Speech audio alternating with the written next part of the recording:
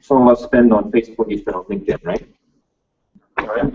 So Kelly and I had a chance to come across one another in a discussion group on LinkedIn, and all of a sudden I realized we hadn't met before, and I realized that she was going to be the presenter here, but that's the way the virtual world works, with the opportunity to meet people and network with people. And I thought I was very fortunate and come across that kind of strange situation of dialoguing over some weird call center industry topic. And anyway, here we are in the same room together by chance, and I appreciate that.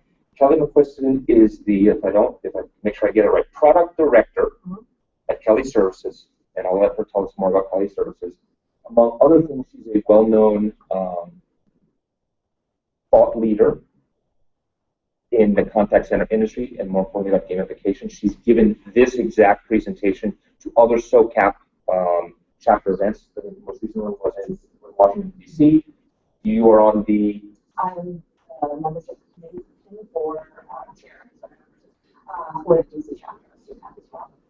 So she's quite a really active member. So we're fortunate to have someone from a different chapter come down and present to us on a topic that she's a well-known and respected thought leader on. So I'm going to turn the floor over to you. It's all you. I think we're set up. One more note, by the way. We are, I'm not sure if some of you saw, we're kind of finagling with the computer over here. We are doing a Google Hangout for this event. So this should be transparent for the rest of you. We may hopefully, we don't have to interrupt or anything. In case you see us fiddling around with the computer, we're just playing around with the Google Hangout. The point of the Google Hangout is to have a piece of content or to have a session that we can all go back and watch or hear and look at a later period of time. There will be a link posted to this, probably through Facebook, probably through our LinkedIn page, maybe through the SOCAP website. You will certainly see and hear more about that after that. So hopefully everyone's okay with that. New technology, we're working with it. We're a little new at it, but thanks to Brian and Felipe. So far, so good. Thank you. Thanks, everybody. I really like the intros for a couple reasons. One is some of you in the social media space, I'm going to grab you later. Those are huge conversations I'm having with clients, and it's actually one of the recommendations I have for our chapter on an event for next year. So we'll pick your brains a little bit. Second thing is I, as the chapter chairperson, like some of the ideas you guys are doing here, so I was taking some notes. I'll probably run back later and take some more. I really hate standing up in front of a group and just talking. There's nothing more boring in my mind than listening to my own voice. So I'm really hoping you guys are going to be interactive to sort of try to egg that on a little bit. Neil mentioned that there is a prize at the end, and it's going to be based on your participation. When I did this in DC, I had poker chips. My kids really thought that was very cool and have since taken my poker chips, and I don't know where they are. So they were not available yesterday. Backup plan was to get like tart candies and throw those out at you. The gift shop was closed this morning. So I have pennies and nickels and dimes that I will be kind of tossing out at you guys. There's not a different dollar value. They're a coin to each or a token each. Whoever has the most participation at the end, I believe, is going to be awarded a really good prize, much better than the $10 Starbucks gift card that DC got. So a couple quick things on the front end. Again, really want participation. Feel free to ask me questions. It gives me a chance to take a sip of water.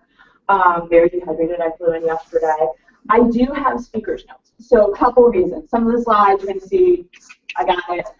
It's not a presentation I give every day, and so I wanted to make sure that I got you all of the pertinent information. Since I gave it in DC, and since Jeff had given it in Scottsdale last fall, I believe, we've actually had some updates. So we both presented prior to the implementation actually occurring, and we've now implemented. Really exciting. So I have about a half a dozen slides on the back end that we'll go through pretty quickly, but it actually shows our gamification platform. The front end of the conversation is going to be all about kind of how we got there, why we got there, and finding out a little bit about all of you. So I think we're ready to go. Yay, it works. Okay. So I wanted to take a minute and talk about why am I standing here. I love that there's another gamification person in the room because I don't work as closely with it as my colleague Jeff does. Before I move into this, did anyone hear Jeff Christophus speak? I think he presented with Kellogg in Scottsdale. No one? Okay, it takes a little pressure off me. And I know none of you heard me in DC, so that's good. So I want to tell you a little bit, though, about why am I here? Why am I talking about this? Because Kelly Services is not a gamification company. We're going to talk a little bit about what is gamification. For those of you who might not know, who this might have seemed new to, why would a center want to gamify? And is this really something new, right? So for all of us, this is kind of a hot new topic because we're in the contact center space.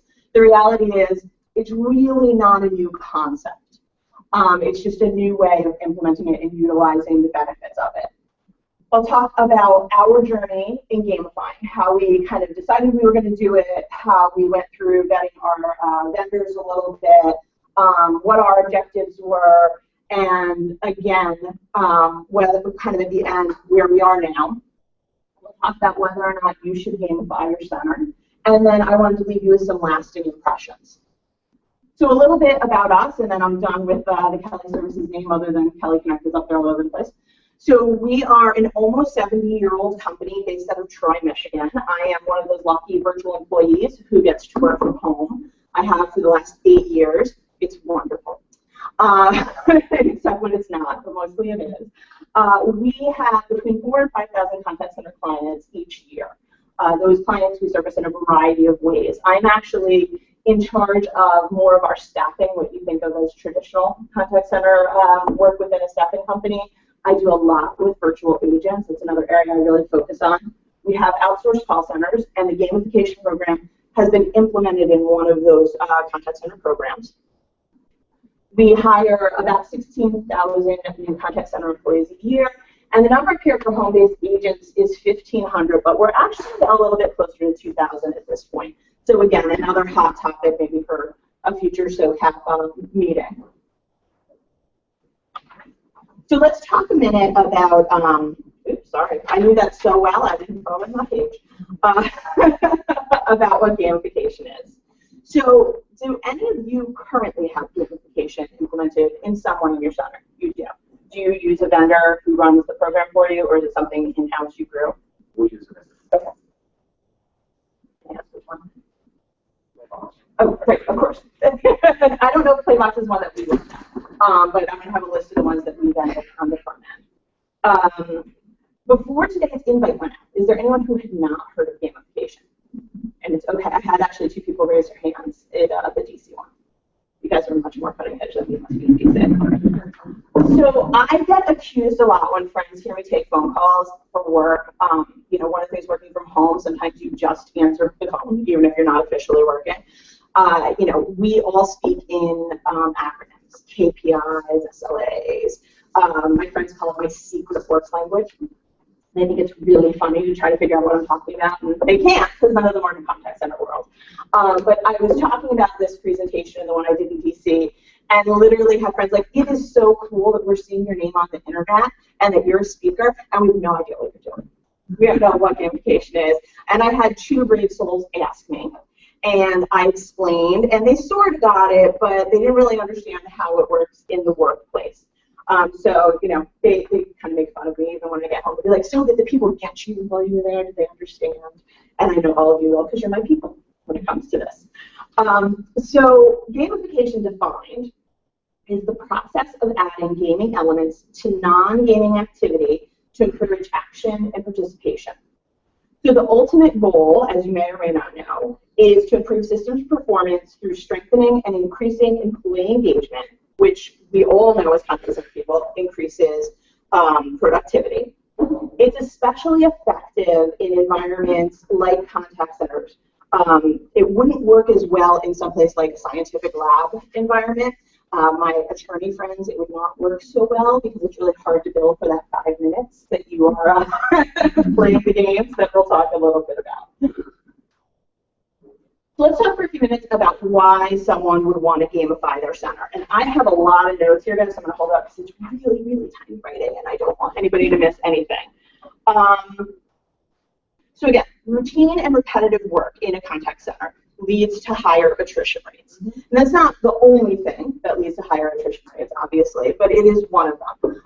For our purposes, we have very routine and repetitive calls.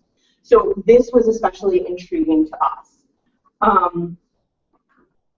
one of the things that we try to do, and I'm curious how many of you do this as well, and a lot of companies do, is hire within the contact center, get those people to learn your company, and then promote from within. How many people here have that as sort of a process that you do, or best practice? Okay, so I think that does.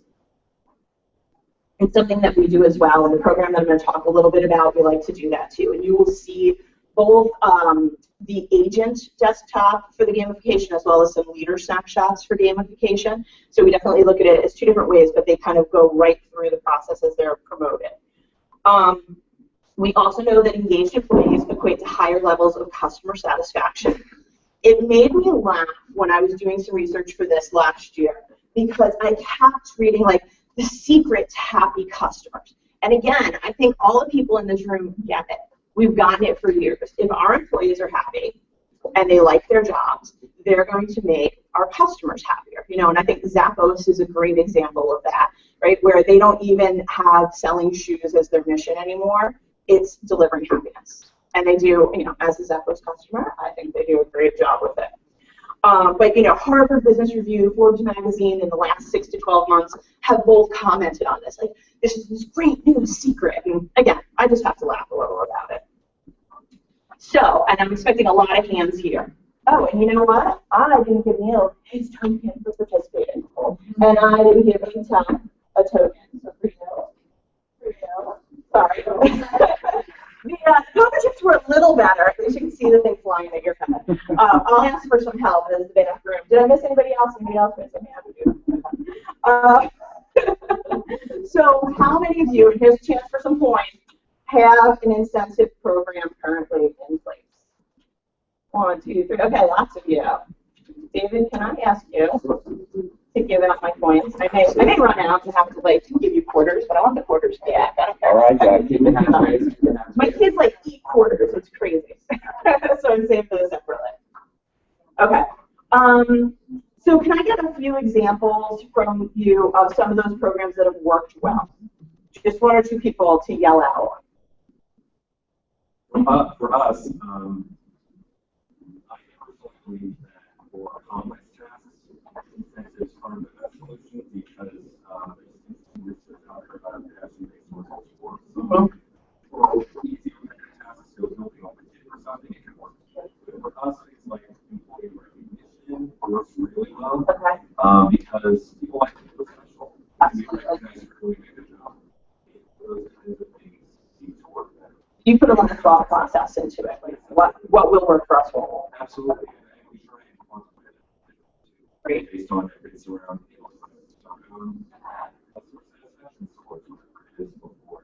Okay, and you bring up 2 really good points. You know, one is, and I'll cover this a little bit, both of these later, but this whole process of gamification when you're using a vendor allows you to really quantify the ROI. Which is hard to do on your own through the incentive programs. It's a little bit more difficult when you're running your own programs internally. And I'm not selling the gamification program, but just kind of want to give you some of the benefits. You know, one of the other things you said is what works well with certain things. And I'll talk a little bit about what you should and shouldn't use this for within your center and maybe be using some other things. By the way, we did not move away from incentives and other recognition than this. We still have some of those traditional things going on, but this is in addition to cover some of the things. So thank you so much for that. All right. So we found kind of what you were talking about, that traditional incentives weren't quite bringing us to the next level on the particular program that I'm going to talk a little bit about. So we needed to do something different. This is different from contests, awards, and other recognition programs, and we'll talk about that. And in part, why it's different, and you'll see this, it's a weird concept if you've never seen it, and seeing the screenshots actually really helps. So instead of, you know, first sale in the day, and you get a $10 gift certificate for that, or, you know, whatever that might be, now you're getting points and you're getting tokens, and it's all virtual. So again, to Neil's point earlier about how we met, everything is going virtual. Our contact center where we're running this, we are 100% virtual. The only people we have sitting in one of our facilities are some of the leaders. And if anybody wants to talk a little bit more about that virtual aspect later, I'm happy to talk about that. It's a little weird, but we've got almost 2,000 people working from home on this one program, and they don't see each other. Well, they do, and you'll see how. And one other consideration for gamifying your center is, again, we're living in a changing world. Technology is it. I mean, it's not a new thing now. Technology is changing the way we work, it's changing the way we play, it's changing everything in our lives, redefining business processes. You know, I think about my kids who are 10 and 12, and they don't know a world where there's not a screen in front of them. Or in the case of my family, multiple screens. We talked about having our mobile command center set up because everybody's got a laptop and, you know, an iPad, and then they have their iPhone sometimes if it's my husband and I. And this is the world that the incoming workforce is used to. Per the Gartner Group, gamification industry should grow from 100 million in 2012 to 2.6 billion in 2016. So Gartner doesn't think this is going away.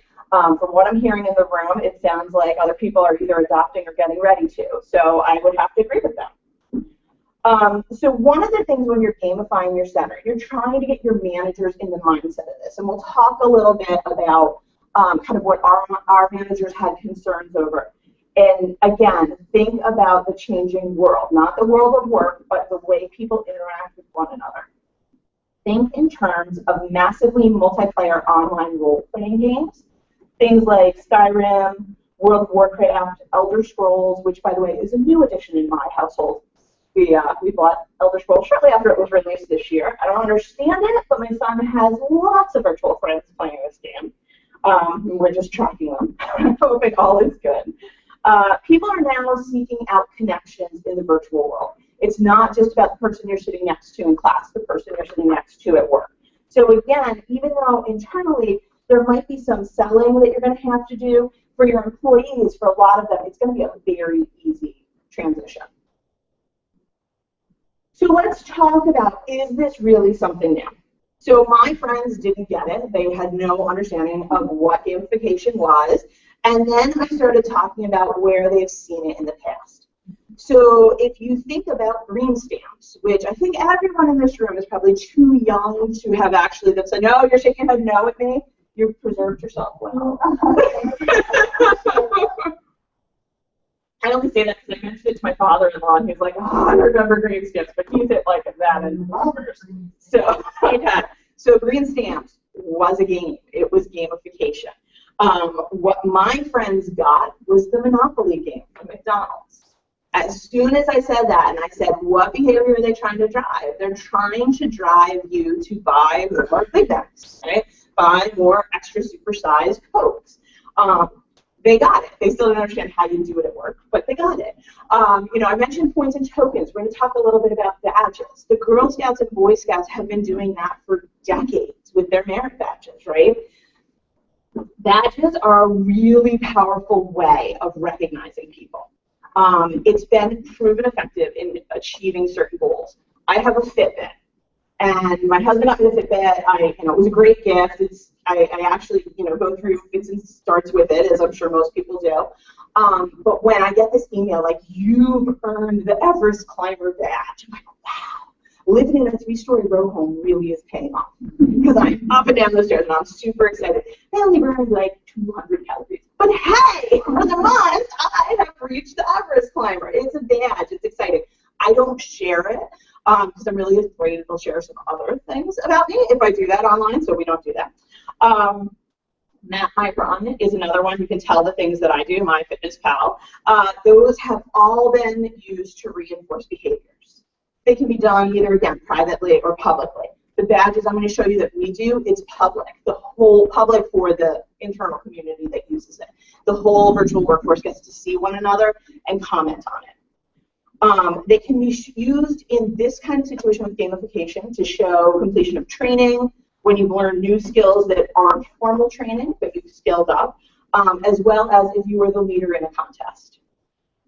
When surveyed, and this was really interesting to me, and we are finding this as we've begun to implement ours, people are more inclined to accept personal failure than team failure. So when you're implementing a gamification program, what we've found and what our vendor has supplied us with, and I've read out there on multiple sites, is that it's really important to be running individual contests so people have that ability to really kind of, drive their future, drive their standing. But it's equally as important to have them in teams.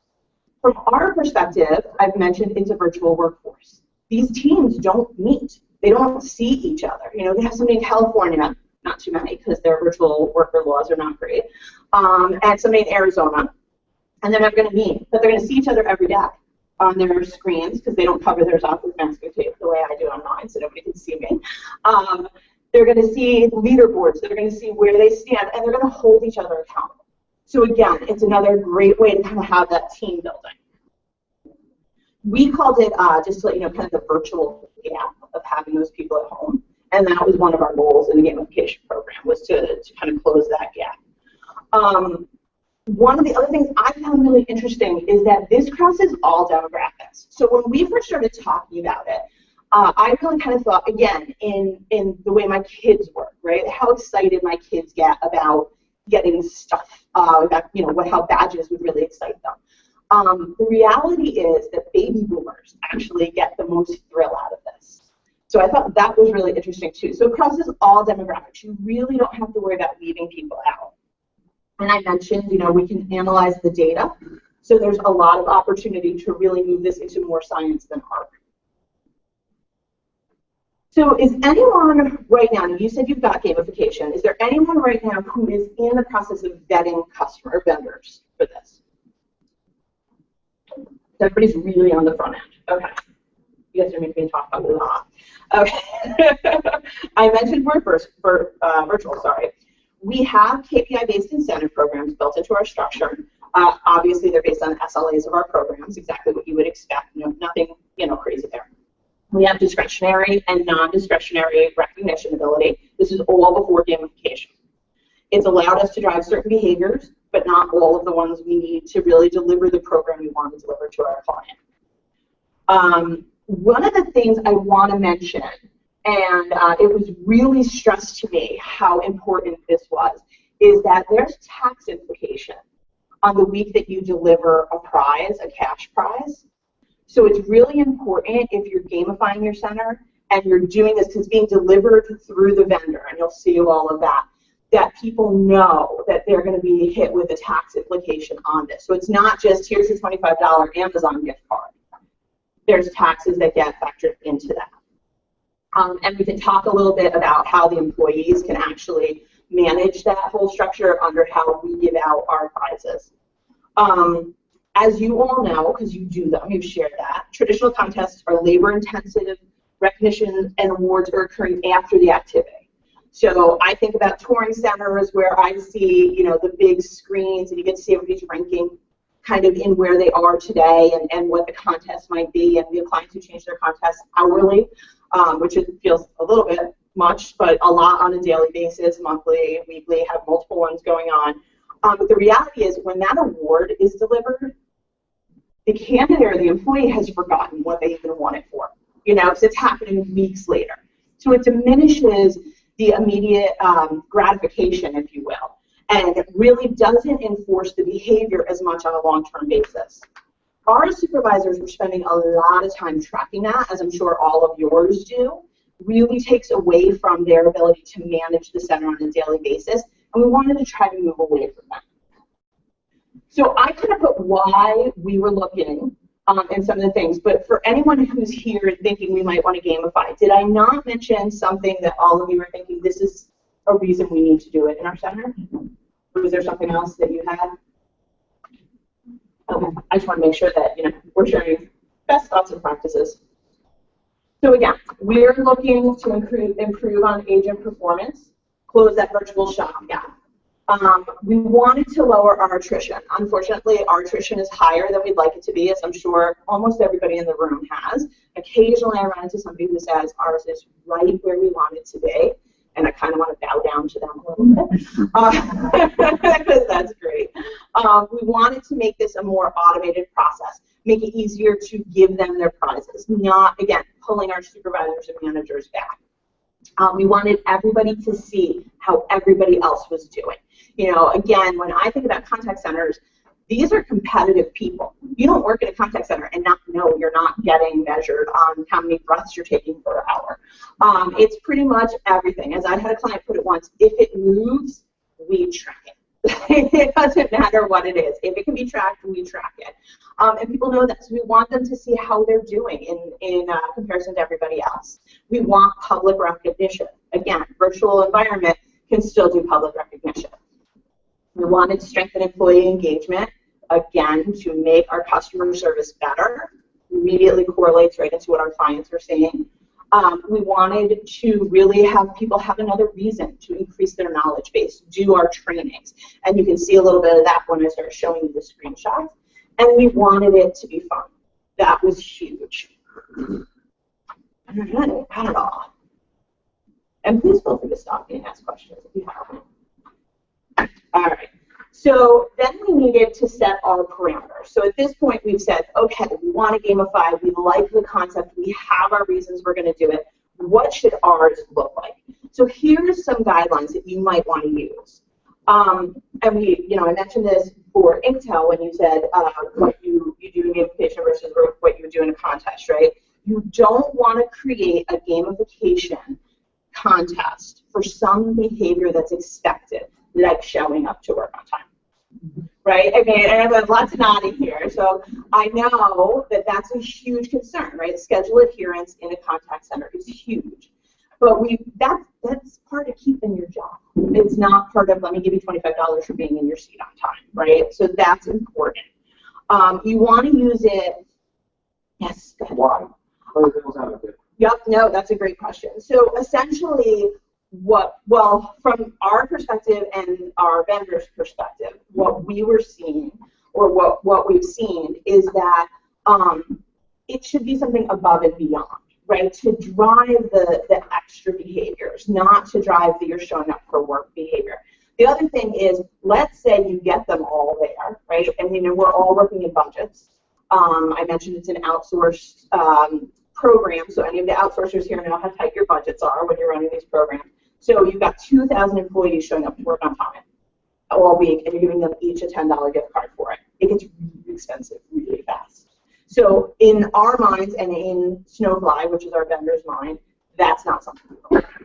Do you do desired or expected behaviors in yours? We've thought about it. Okay, we have it. We're scared to death of what can happen, of a favorable result. It works when it's not on us. Yeah. And that, I mean, the budget, and I'll talk a little bit about budget too. It's a huge concern. Yes? I just want to add to Neil's point. I work in a very value-like Okay. company, which means that, most of my employees are in the families. Okay. Trying to get them to work, come to work, is that's what they say. You have to factor in. Yeah. And that's perfectly acceptable because we have values and more on the back. Okay. So actually, a lot of my programs, it sounds weird. Expected behaviors are expected behaviors. That's a great point. You got to think about it. Yep. Get there. Okay.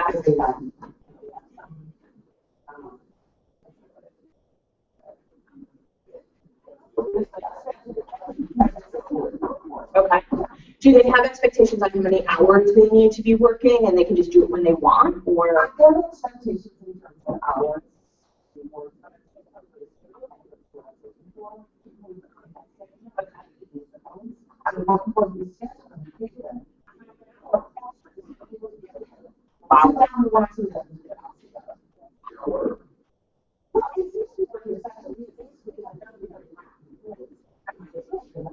Almost consistent. And are your customer calls getting answered? Okay. Okay. That's interesting. I'm going to throw a dime at you for participating. Well, actually, let me just have you pass it back.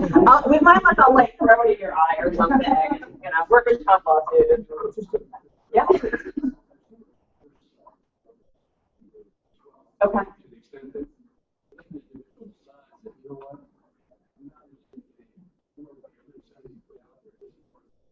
Right, it's not like $10 gift card. Yeah. Yep. I agree. From what I kind of like incentivizing expectations, the minimum. Yeah.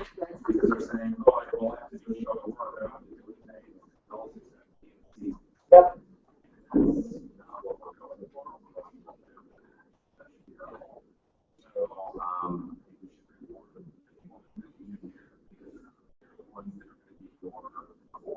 and elevate that behavior through But this. at the same token, those same people, the ones that we lead in their ways, are the assets.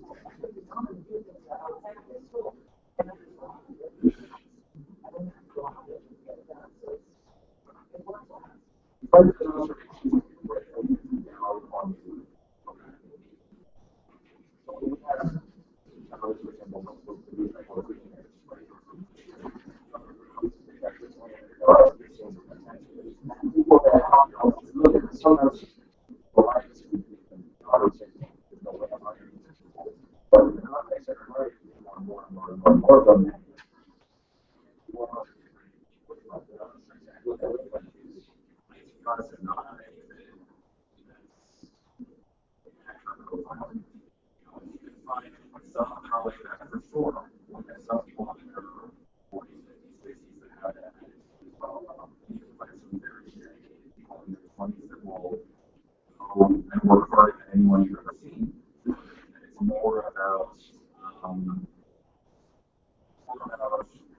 screening the early hiring process, making sure you're hiring the right attitude, and not hiring to engage our demographics because Please, I love it. How do you how is this well? How is this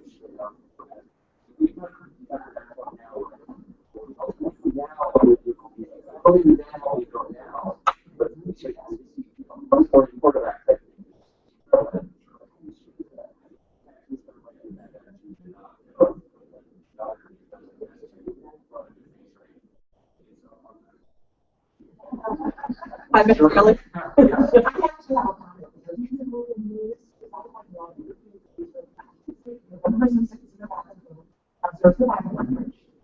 A situation that the role plays asks very unorthodox questions, illegal questions, but very different questions. You know, and then one for all the employees.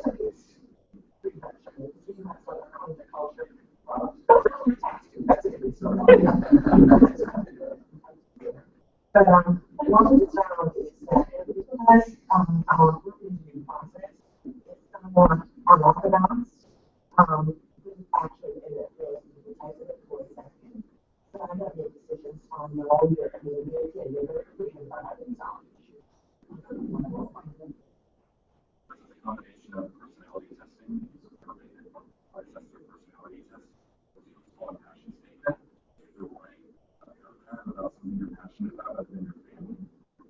And it says it's both writing skills as well as it's a little bit about them. This is before they meet with anyone. And then they come in and have to have at least 2 interviews and interview with each target and under a manager both. And that's for entry level and also functions, right? So it's about being tailoring the process. And you have to have a profile set of personality needs this, I want to hide me, I want to look me, and high attention to detail.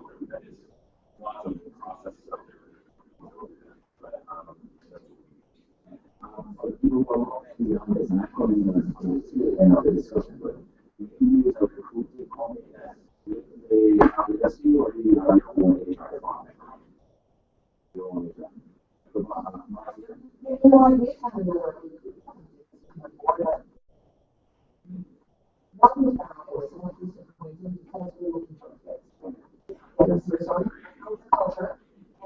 what we found is that we were able to, most of the times that we made even some of the people more, I would say, because some of the things we want to do in our respond or how to solve issues.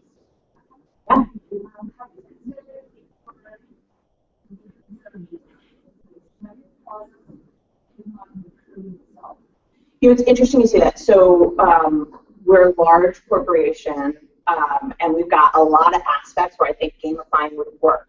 And part of what I do is dealing with our recruiters to some extent, and we've talked a little bit about that.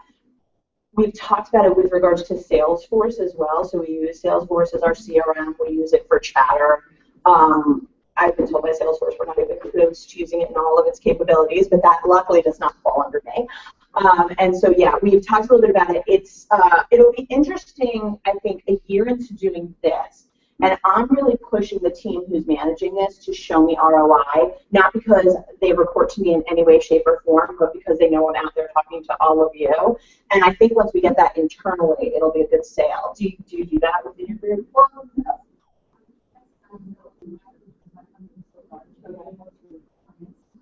I know from one client to another, that are here to marketing, they're all doing that.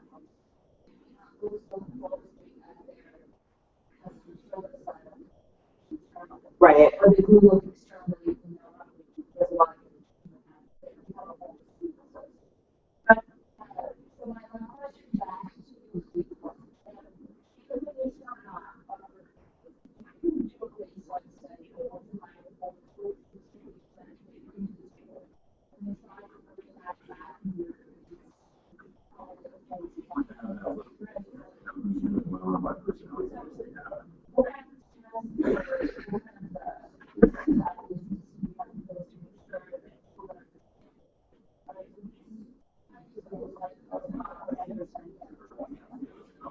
Lots of things. It's personality testing, it's writing skill testing, it's interviews,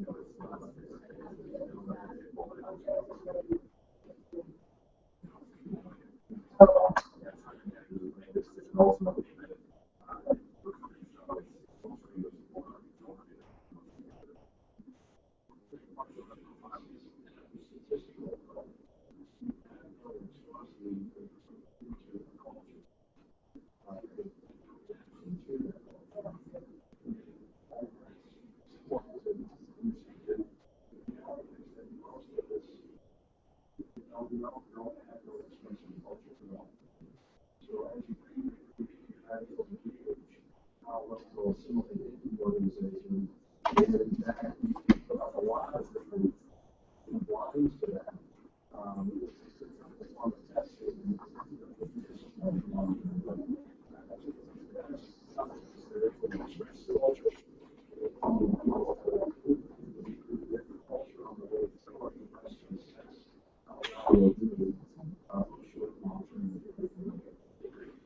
Yes, please.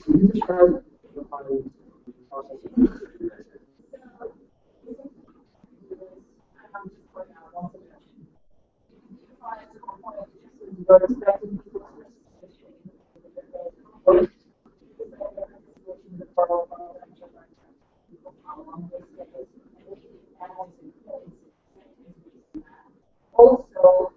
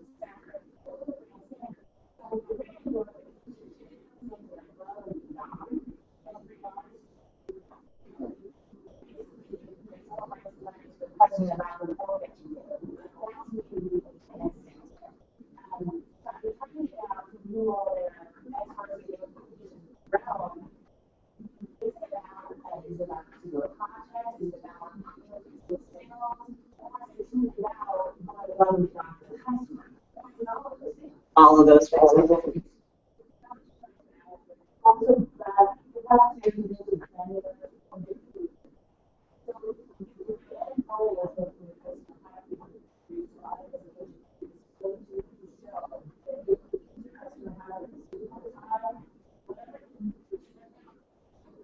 I love that other people are participating.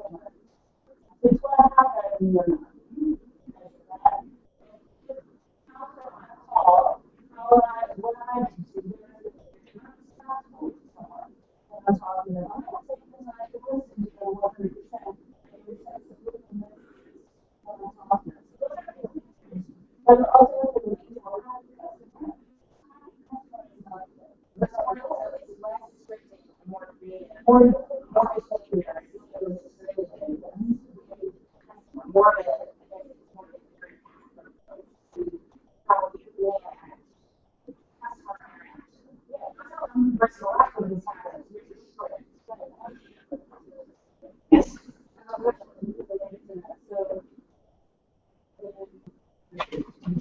Okay.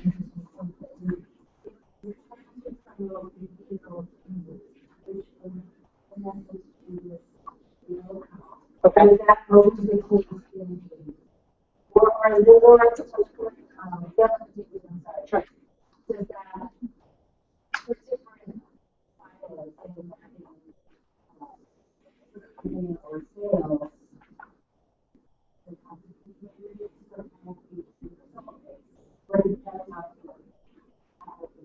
So it's interesting. Let me, and I've got, I was looking as we were talking, I think it can be both, and you're going to see, so one of the comments you made about, letter of recognition. So one of the screenshots I'm going to show you at the end is the wall of glory.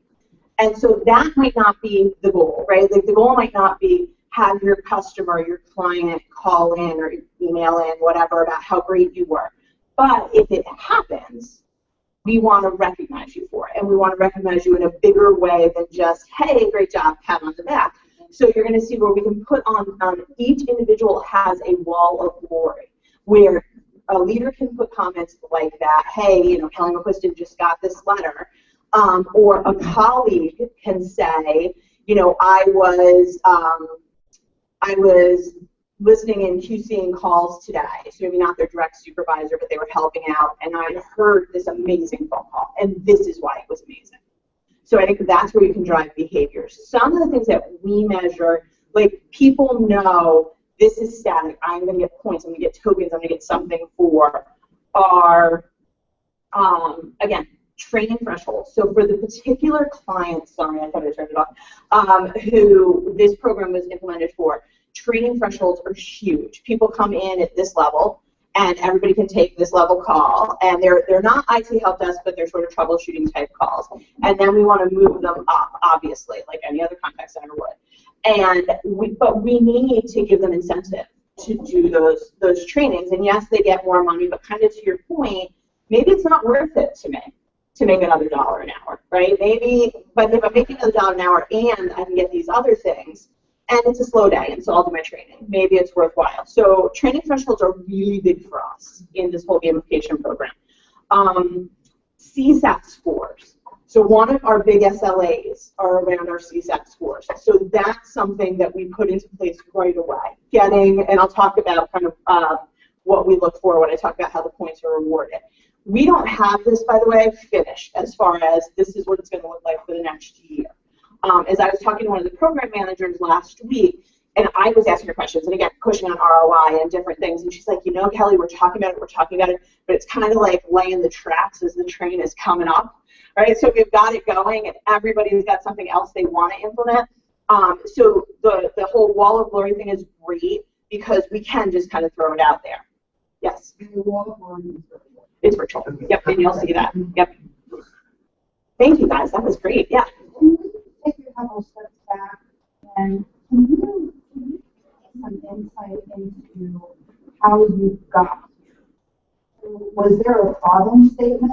Did somebody respond to you? Like, how did you go from no gamification to gamification? So I'm really bummed that none of you saw Jeff give this in Scottsdale. So look at Jeff as somebody who just gets the contact center space. He's run contact centers for years. He is all about delivering the quality of what our client needs. So the client is setting out their statement of what they want from us. Not even a statement of work, not what is in the contract, but just, you know, on this particular client, we're one of a couple. We don't own this exclusively. We've grown it over the past 6 years. Jeff's whole thing was, yeah, we're doing better than everybody else is doing, which is why we're getting more business from them, but we're still not doing as well as we need to be doing.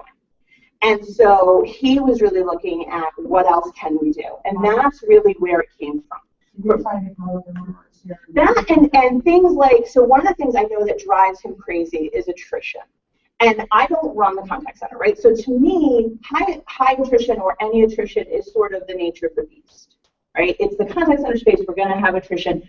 For him, as an operational person, it's, you know, if you meet Jeff, I think he's going to Colorado Springs, you'll notice the widow peaks. I think it is from pulling out his hair. I'll have to tell him I said that for any review.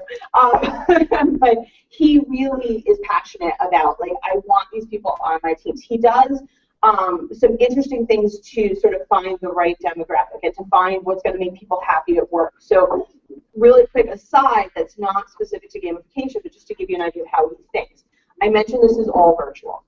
We're in Troy, Michigan. We had office space for 40 people. So we went out to our virtual employees who are in the greater Troy area, which is like 25 minutes from Detroit, probably, just to give you a geographic idea. And he said, if you come into the center to work, I'm going to give you $2 more an hour. You got to come into the center. I want you working in the center, no more working virtually. 40 seats, he has 40 people. I think the number he gave me was that 12 said yes. 12 came and worked in the center for several weeks, and all of them went back to him and said, you can take your $2 back. I want to go work from home again. That worked better for me. And he was thrilled because it proved his concept, that these people were happy and they were engaged, and part of their happiness was working virtually, that they could do their job anytime. So to him, like, I know the ROI is going to be important when we get there, but that's really how we got here. Let's try something new. You know, SOCAP had done, gosh, which one was it? That it was the annual symposium where the gentleman came in and presented the symposium a couple of years ago, presented Gamification. It's a great book. Yeah, I will look and see if I have it on my Nook app before I leave, because it's a great book about it. So once you decided, so was there research? Yeah, we're going to get there. Okay. Yeah, absolutely. Okay. Okay. All right, let me just see if there's anything. Oh, budgeting. So again, because we're talking about setting those parameters, what are we looking for? What should you be looking for? We talked about budget, right? Like, it can't, you're giving money or incentives on behavior that they're going to pick up on real quick and go broke really fast. So we did a budget estimate of 1 to 2 hours per pet. I'm sorry, 1 to 2 hours of pay per month per employee. That's our initial budget. And we'll talk a little bit about how that works within the program. And we talked about peer recognition, because we can do that. Is that budget just for the rewards? Also for The whole system. Yep. System, Everything. The system and the rewards. Yep.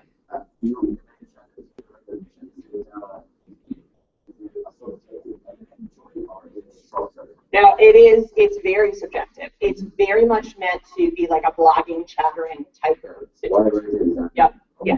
We want, you know, if you would sit next to your colleague and hear a great talk, oh my God, that was amazing, and I just want to say, like, that was great, and I learned something. We want you to be able to do that if you're listening in virtually, or if you hear that somebody did a great job. Yep. All right, so the vendors. So we're kind of getting into the fun meat stuff of it now. So we had our objectives, we had our parameters set, and we needed to find some vendors.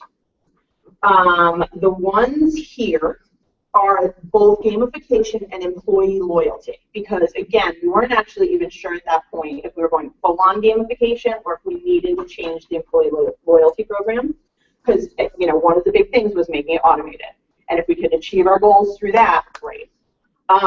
We ended up conducting a vendor review with 6, and the reason we only did 6, and they're the ones that are starred up there, is that the other ones either didn't meet our requirements, they had a really large market segment, which wasn't something we wanted to go with, just internally it wasn't, or some of the vendors actually opted out themselves. We were not their client. which I love. I think that's great. Snowfly, I mentioned, is the one that I picked. Do you guys want me to hold this for a second? Because I can see some people writing. Are we good? Okay. Unless you're the citizen. I am. So, something just happened. I have speaker. Oh, are you kidding me? Sorry. We got warned we were going to get an update, and that's what just popped up.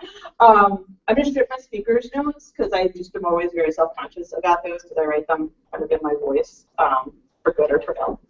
So let's talk about the pros of Snowfly. And there's a lot of pros, again, from our perspective for what we were doing, right? So we liked that they had a large breadth of experience with call centers, that they're fast and inexpensive to implement. So again, tight budget. Not all the leadership was buying into this, by the way, when we were promoting it. They use research and analysis in determining what motivates the agents. So it's not just us saying we think this is going to do it. They're coming to us with their own research about it. They have a method to keep you in your budget for the token system. So again, if we have 2,000 employees and we're allotting the 1 to 2 hours of pay per month, this is what we want to do. They're telling us this is what you can afford. Set up your program appropriately. Fulfillment is built in, meaning we don't have to do anything extra. Our managers aren't tracking. Our managers aren't doing a lot of extra work, and you'll see how actually the fulfillment occurs. It's very cool, very easy. Implementation fee is small, again, really important to us. We were allowed to do a 90-day pilot. We really wanted to show them, our managers, when I say them, that this was going to work and that we had it implemented. And they helped us with goal setting. So one of the things that I want to mention, it doesn't matter who you go with, and you probably have found this as well, these companies don't just sell you this in a box and then leave you to it and say, good luck, have fun, here's your 1,000 licenses, go for it. There is consultation built into it. They're helping you set up contests. If you want to do something and they know it's a bad idea because it hasn't worked for somebody else before, they're telling you. So that's one of the great things about this. You know, again, you're not just buying it out of the box. So from our perspective, again, on Snowfly, and I'm not looking to sell them, just want to give you some idea of why we picked them, the cons were really minimal. The interface is not sophisticated, and you're going to see that from our screenshots. Setting up contests does involve vendor participation. Again, though, it ended up kind of being a positive for us in the end when we realized what we didn't know about it. We were concerned that our employees would look at the games and view them as corny. And you're going to see that when I start showing you the slideshow, or the snapshots of the screens. But we found out that that's not the case. References told us that's not the case. They don't find it corny. So one really quick note, that's it for cons, by the way. we were pretty happy with what we got there. You have to be careful that you don't have the same winners over and over again, the same way as when you're doing a contest in your center, because it does become demotivating. So a lot of times what we have going on is the same time that we're doing a contest through the Snowfly application, we're running a first sale of the day, because we know it's not going to be the same person. You know, if we're seeing a trend that somebody keeps winning, we know we are going to play on somebody else's strength or another strength that we want to build. All right, so now here's our corny screenshots. So we've established everybody runs contests here. We've talked about what some of those contests are. Again, initially, we were only going to run contests with point prizes and just have it all be done through Snowfly. But all the research they showed us is that if you let people play games as well, then that's more engaging and more motivating for them. So here's how it's set up to work with us. And you can set it up differently based on what your goals are and what your budget is and all those great things. So essentially, we run a contest. Whatever that contest might be, CSAT scores, best CSAT scores of the week. And you win. Or you hit, it could be more than one person wins, right? Like if you get 100% CSAT scores, you're going to get tokens. So you get virtual tokens, which I will show you. You can see the token balance when you log in. Those tokens can either be cashed out, so you can use them for cash, you can use them for gift cards, or you can use them to play games. So the games, and I'm going to have some other screenshots in a minute too. The games are basically one token per spin. So think about Las Vegas, right? click the button, your dollar's gone. You could win more tokens, which either lets you play more games, or you convert them to points that you can use to cash out and get money or gift cards or whatever. What we find, and what Snowflake told us we would find, is that people really like the games. They really, you're nodding, so you clearly, yeah. So let me see here. You can bypass the game. So if you're somebody who doesn't want to do it, who you just want to take the money, right? You're one of those people, which is great. We like those people too, because they're not playing games on our time. Because by the way, the games happen during work hours, and we'll talk about that a little bit too. You can just go right ahead and bypass the games entirely. But the games allow people to be more engaged employees, lead to happier customers, and everybody is excited about that. So now we're going to move into the slides of our actual gamification program. And this is, again, new for me. I just got these screenshots a couple weeks ago as I was putting this together. So hopefully they look as good here as I thought they would. So this is the employee dashboard. So our employees can go in during the course of the day, they log in, and this is what they say. It's been branded Kelly Connect. It's not sophisticated looking, but you know, we didn't need one that was. They can navigate through all the applications from here. So just a couple quick things, and I'm probably going to talk about it on some of the other ones, but there's the wall of glory, right? I mentioned that. You're able to see how people are doing. Recent news. So if we change the rewards, if you need help with it, that's there right now. I'm sure that's going to change as we're doing this for longer. This particular person, and it's just a demo, well, Amal is actually one of our program managers. She has no game tokens. Somebody needs to give her some, I think. She has no rewards points. It really looks like she's not doing anything. But what she can see here is who is, right? So again, you get to see who your competition is. So you're building that in. So I wanted to highlight the wall of glory because I didn't know how well that was going to, I didn't realize I'd have like a 6-foot screen. I thought I'd have like much smaller screens. This is very cool. This is where you can do peer recognition. So a leader might put something out there, and you as a peer can comment on it and giving that virtual high five. And we use that term a lot, the virtual high five. Essentially, what we found is we really encourage you to put a photo in there. Because you're working virtually, you have a face to put with this name, with this person that you might be on group calls with or training calls with, or who's part of your team, and again, is driving your performance. You know, we don't force them to, though, because some people are uncomfortable with that. We found that the majority of people do it, and they like doing it. And again, we've really found it's creating a feeling of community. So this is the goals profile. So from here, this shows what actions, and I'm trying to see on the screen, sorry, I don't know how well you get, I'm like on sideways here.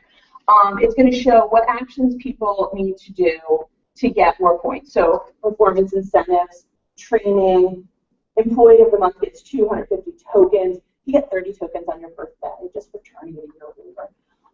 I mentioned CSAT scores are huge. So if you're thinking, I want to go to the movies this weekend, and I only have $20 I can cash out, and I know I need 30 to go to the movies, and really if you're in my house, you need like 70.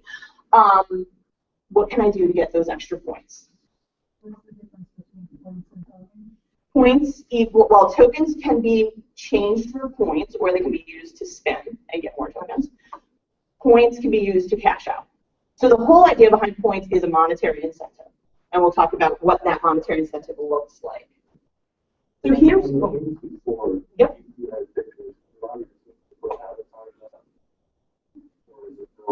That's a great question. And my guess is yes, because we do it in Salesforce. But, you know, it didn't even come up, but I can find out. Yeah, I will, because I'm sure somebody dealt this, right? There are people who don't like having the picture out there. Yeah, exactly. Yeah. So if you look at, back up for a second. Oh, there it is.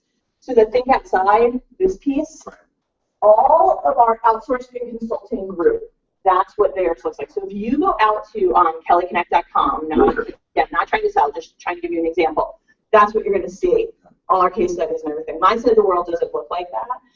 And so that actually was the first thing I noticed, because it's like, wow, we're really internally branding this as well. Okay, so we did goals. So the game room. So there's a variety of games that can be played. One of the things that was stressed to me, these are non-skilled games, right? This isn't about who can add the fastest. This isn't about, can you do math in your head? I do luminosity. I don't know if any of you guys do that, but yeah, there are moments where you're like, good Lord, I'm such a bad math person. I was doing that yesterday. I was having a really hard time with it. I must be taking Common Core math, like my kids or something. But so the kinds of games that we have, and these are just a couple, you saw the other screenshots. We've got hockey, basketball, we have Plinko, for those of you who like to Google it, or The Price is Right. Scratch and play, like lottery cards. We have slots, again, the whole casino thing. Each game takes about 5 minutes. As I said, it does happen on company time. This is one of the things our managers had a really hard time with in the beginning. They were really opposed to that. And as we were talking to Snowfly and we were doing the research, they were convinced that these are, essentially short water cooler breaks, right? So our employees are virtual. Think about, even in a contact center environment where you're physically there, you can stand up, you can stretch, you can probably run to the water cooler or something really quickly if the call volume is such that it allows it. They don't get to, we have 150 calls in queue, they don't get to play slots. But, it's turned on when they have the opportunity to do it. And then I want to, we turn it on and off, yep. Yep. I'm just curious, it seems like I guess a reaction. Other people's philosophy is insurance contact center. I went to my business 3 or 4 years ago, and their philosophy is that folks when you can call. As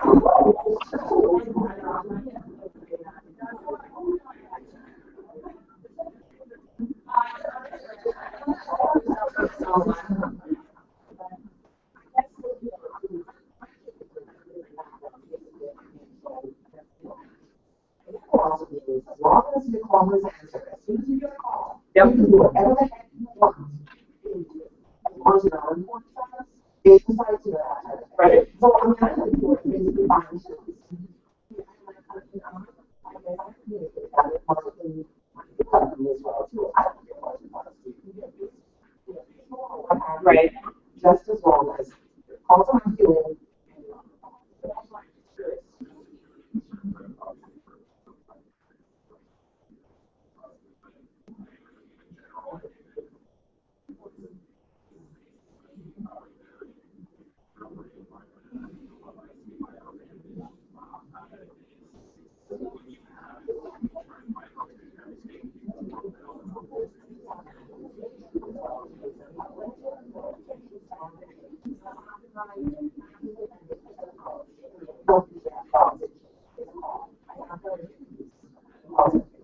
Just to add to what Marcy said, hard and low to visit. But the concern is not micromanaging that the quality of the call, not distracted, but being able to focus on that.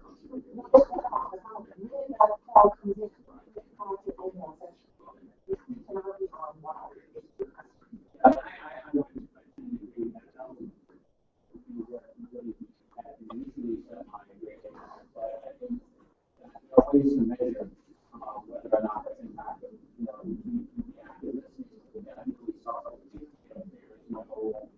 If they are engaging with other devices that measure. The other situation is an offense space when people over how it's changing. I heard the backup say that all of our employees are peers. That was 10 years ago. You probably wouldn't have hired someone that looked like that because the perception was that would be somebody who you are sending customers out. The world has changed now. So, from a non-PCI environment, you have to allow some of those because what's going to happen is we have some top performers because we think that they just can't problem solve. And the reality of the situation is millennials or the Gen Ys are talking on their cell phone having dinner. So, we have to kind of adapt around what's going on with the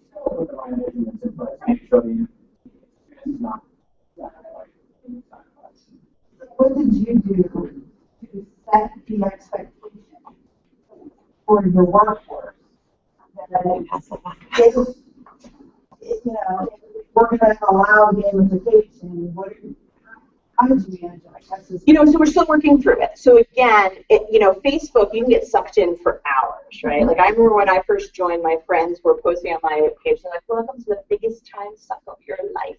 And they weren't wrong, especially in the beginning, These are 5 minutes. Like that's how long we're estimating this takes. Sometimes it takes even less. So we haven't gone crazy kind of setting the expectations. We do something with our training where if we have low call volumes, we can push training through to somebody's desktop and say, okay, we're going to take you out of the phone queue. You're going to be able to do some training. But then if all of a sudden the calls spike, they get a message that says, we're pulling you back out of training because you need to get on the phone queue again.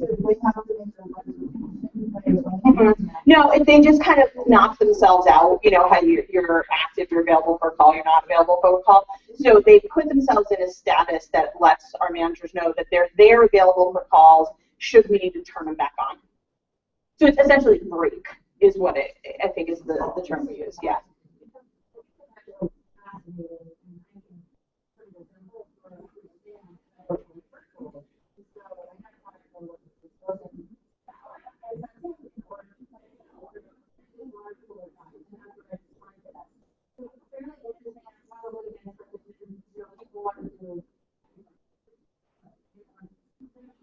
Yep. Lots of people do words. Yeah.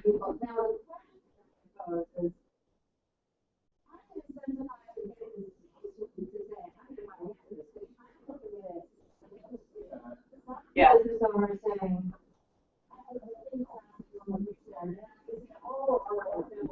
Yep.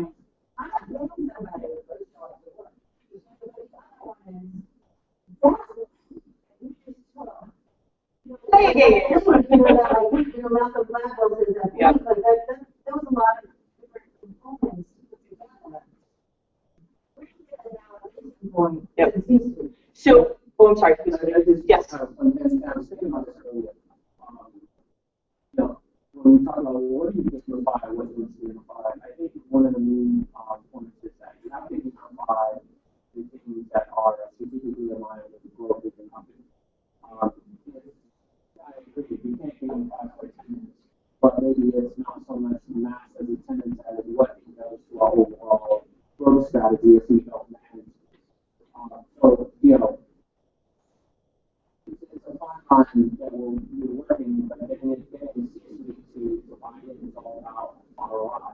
So if I can show you I'm going to have 50% of we've been flat over the fact that quarters are doing these things and they all.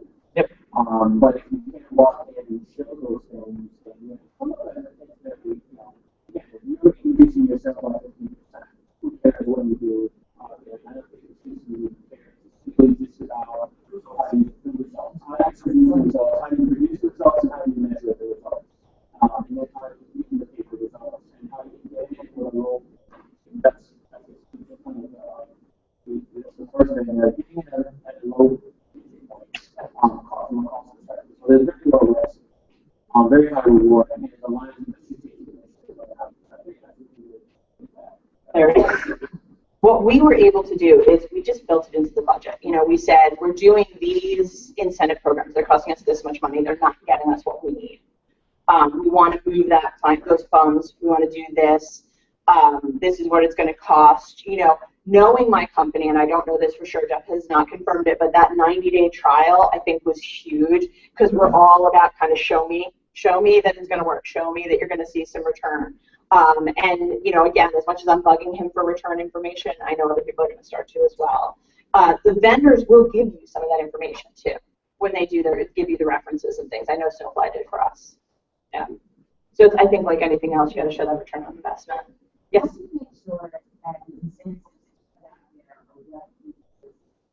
Yep. So again, Snowfly for us gave us some recommendations. These are the things. We asked them. We definitely put it out there. What do you want to see? And we change it. We change it pretty frequently. So again, just because this week you're getting awarded on CSAT doesn't mean that next week that's what we're going to do. We might do something else. Yeah, so we're going to actually talk about that in a second. Yes. Do you actually do as an incentive? It's so funny. I asked that question because to me, you know, even as a salesperson who was commission based at one point, what my whole thing was, as a salesperson, I want more money and more time to spend it. Right? Like, those are my two things. And I asked the question, and I'm all kind of like, and we were virtual, so I don't know that she smiled at me, but I kind of got that impression, and said, you know, that's something that's softly being kicked around. So I think that the team leads have the discretion to say, we're going to give you 4 hours in lieu of for doing something really big. The problem I think that we have with that is building it into the budget in a way that we can see, and this is so nice because we can see what we're spending. Yeah, I think going back to that one again, aligning with the strategic goals. So if your goal is to have 90% occupancy, and you're on 81 and 60%, yeah, go right ahead. Send tokens. We'll go off for you as a matter of fact. 2 to 1. You know, so you can raise that overall occupancy. And then, okay, well, you were going to spend that money anyway. Now you're spending it at a time that is right. That makes sense for us. Yeah. So that's, keeping the line. So, yes. So the way that you do this, do you have it broken out between an department and something different for another department? Or is it like a centralized, everyone has the same goals that they're going for? So for this particular client, we run multiple programs, and we chose a program. I think the one that we rolled out is the one we have about 200 people on, so we've got about 10% of those 2,000 work on this program. So we wanted it to be manageable. They are broken into virtual teams. And so there are team things that they can get. There are individual things that they can get. And then the leaders, and you'll see in a minute, have completely different goals and the way that they get them. So yeah, it's individual or personalized based on what the program needs and then based on where you sit in that group. Did that answer your question? I'm not sure that I did. What I do in our center is I do employee RMR. Okay. So for the whole center. Okay. But each department, each program has their own RMR as well. Yep. So from what I'm understanding, this would be more like department program. But it sounds amazing to be able to be centralized for everybody that works with the same thing. Not necessarily their handles, not necessarily their CSAT. Right. But hey, because we appreciate that you're employed here and we want to turn around. We want to let you know that, you know, we can't function without you. We have these extra things that we do.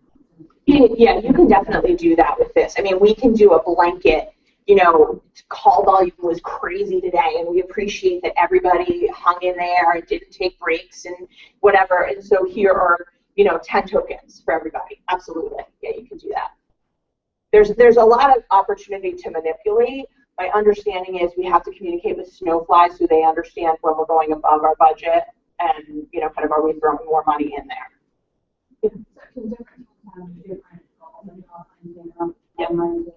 I don't know that we do because we're doing it off this one program. And again, we're still trying to see what works and what doesn't. But yes, you can. So you would envision a different program for different people. Yep.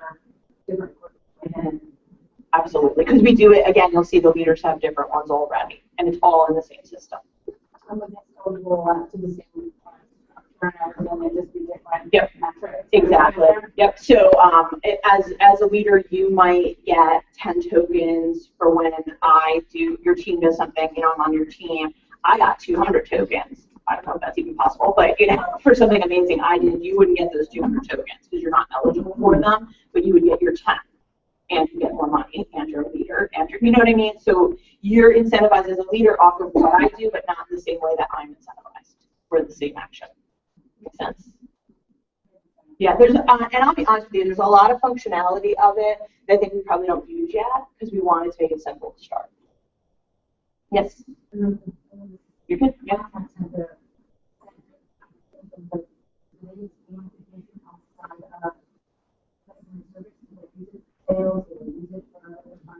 Yeah, it's I don't know enough about Snowfly to know specifically what they do, but yeah, I know these companies absolutely do. And they want to set it up with you to work best within your organization. Yeah. So let's talk for a minute about redeeming points. So again, this demo person has 1,116 tokens that they can use to spin, or they can convert into points, and they have over 116,000 rewards points, which is what you can cash out. So, hang on, I want to make sure I give you the right statistic here. It is 100 tokens. Yes, 100 tokens equals $1. Okay, so you just do the math that way, so they know how much money they have. So they can the employees go into this, and you can see. I'll lose my papers here. Over here, there's Amazon gift codes, so immediate. You can get it right then and there. It gets emailed to you. There's Snowfly gift cards, which we'll talk about in a second, and reloadable debit cards that we'll talk about in a second. The employees manage this on their own.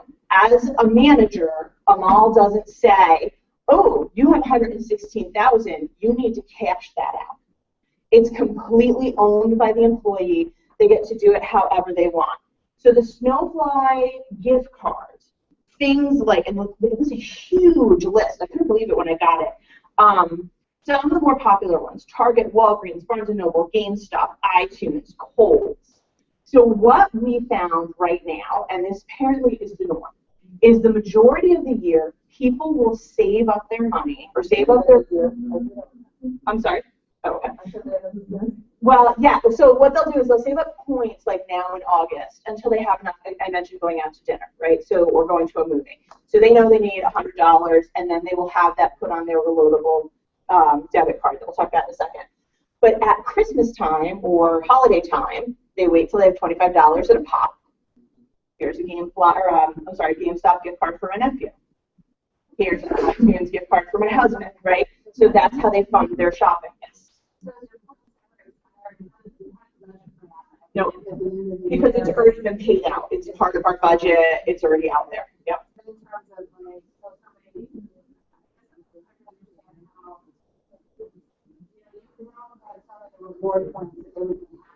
Right.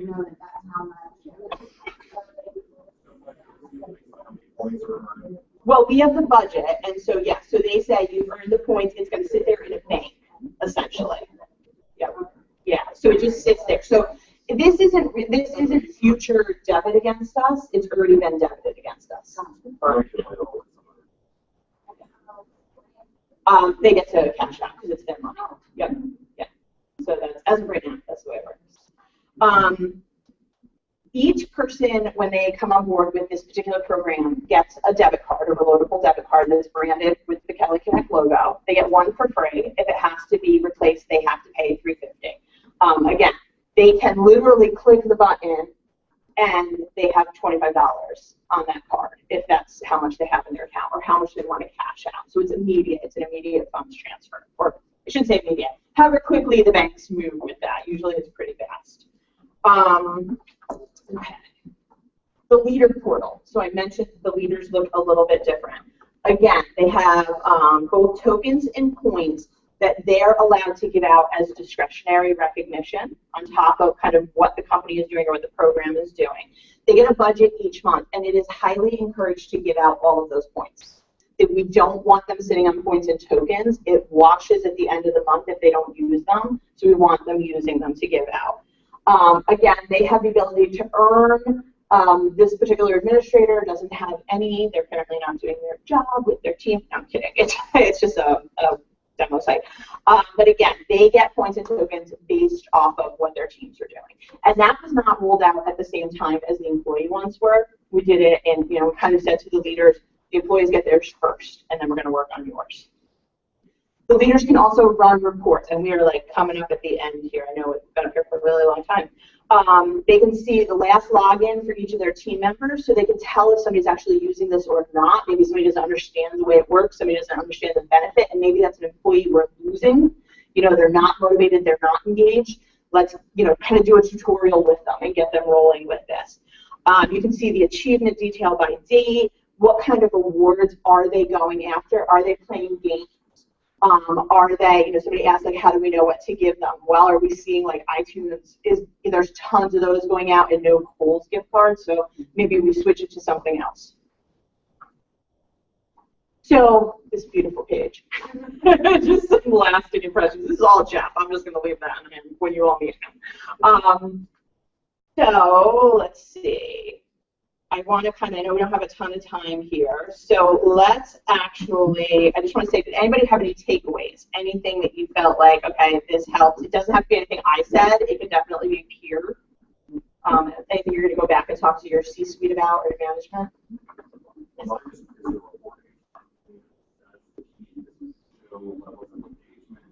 So the measure time spent on games, all those kinds of things, quantify it for that. So that's the big takeaway for me. It's not what that is. Yeah, I love that. Oh, it's so many people. Right. Great. Was there any before on this? Not yet. Yeah, we're waiting to get that. So it feels like it's been a long process because it was last fall that Jeff presented it, but we had not implemented at that point. I think we've been implemented, I want to say February we went live. So it's only been about half the year. I think that was an interesting I can't wait. Yeah, I really can't wait. Jeff keeps pushing me off for Amal, and I have assured her that I will be following up with her periodically. Again, like everybody I talk to about it wants the ROI data, so she feels like it has, and she feels like more importantly, she's hearing from managers or team leads that it's helping engagement. And from her perspective, I think, again, in the conversations I've had with her, that's her goal. Like the engagement piece was really important to her. Again, I think there's other people who are more concerned with the attrition piece. I really want to see what it does to attrition. Yeah, that's huge with the client. The client wants to see the CSAT scores. Yeah, so if that goes up, that's going to be huge. Yes. Have you put any thought into the long-term objective of this? Is this something that you're looking at packaging and selling to clients? Or are you solely looking to use this as a motivational piece within your contact centers? Have you gone down that pipeline? You know, it's a great question. So from the perspective of somebody who deals with our field salespeople all the time, and they're not so engaged with this at the moment because we just haven't given them access. We want them to make sure they're talking about it, you know, intelligently before they just talk about it. It will be interesting to be able to go to a client and say, you know, we can put together a program that entails this or one that doesn't. And if it does, it's going to cost this much, right? Like you guys were talking about testing before. So we have two different testing not programs, but kind of programs that we use. One costs significantly more than the other. In my opinion, one is much better, and I give that opinion freely. I also don't push my clients to do either because they have budgets, but I love that idea of offering, right? Like, do you want this or do you want this? And this is really what you want if you can afford it because of all these reasons. So yeah, I mean, to me, that's part of where I'm pushing Jeff and his team for the ROI because then we can go out and we can talk about that. We can sell it better. Absolutely. Are we looking to like be a reseller for the vendor? No. We've never been in that game.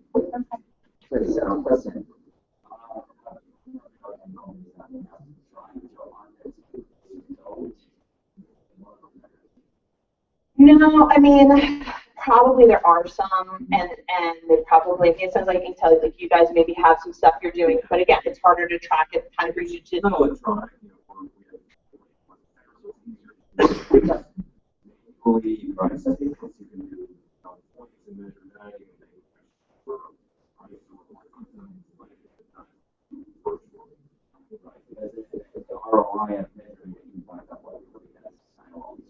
Right. Because you do this,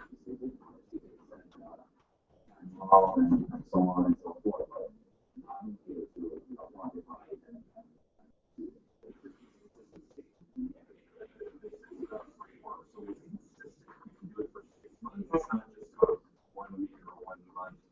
Right. So even if it changes every week, it's still, yeah. The whole program or? Yes. Yep. So I was told it's very easy. And I've not played around with it, so I don't know, you know, I can't speak from personal experience. I'm told it's very easy. I'm told we have a person who's kind of our vendor rep or our vendor liaison, and we essentially will say to them, you know, this is what we want to drive this week, and this is what we'd like to do, and they say to us, don't do that, because we've had clients do that and it doesn't work, and here's reasons why, or that sounds great, this is the way we need to set it up, or you don't have the budget for it, guys. Like, you've allocated your budget this month, so you either have to re-up and be willing to spend some money, or it rolls to next month, and we take something else away. Well, as a client, because we work in partner with ETO, we found that when they have the gamification, we sometimes match the prices. And right. Always keep their clients involved, your vendors involved too, because we want to know what's going on as the call center on the floor. We want our employees to be happy. We're going to get more production from them. Yep. So they let us know in advance, and we always match the price gifts that they offer. So. That's great. For money? Well, no, because we work. Well, That's a great question. And I'll always say, okay, well, how much are you giving